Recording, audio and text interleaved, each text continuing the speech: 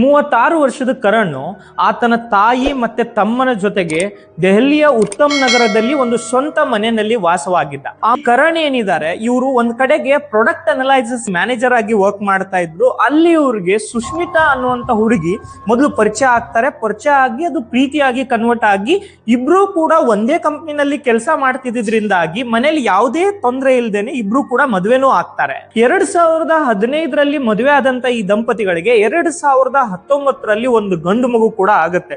ಒಂದು ತಮ್ಮ ಫ್ಯಾಮಿಲಿ ಅಲ್ದೇನೆ ಅವರ ಚಿಕ್ಕಪ್ಪ ಹರೀಶ್ ದೇಸಾಯಿ ಏನಿದ್ದಾನೆ ಮತ್ತೆ ಅವನ ಮಗ ರಾಹುಲ್ ಆಗಿರ್ಬೋದು, ಅವ್ರಂದ್ರೂ ಕೂಡ ಈತನಿಗೆ ತುಂಬಾನೇ ಇಷ್ಟ. ಚಿಕ್ಕಪ್ಪನ ಮಗ ಆಗಿರೋದ್ರಿಂದಾಗಿ ಅವ್ರ ಲೈಫ್ ಬಗ್ಗೆನೂ ಕೂಡ ಇದು ತುಂಬಾ ಸೀರಿಯಸ್ ಆಗಿದ್ದ.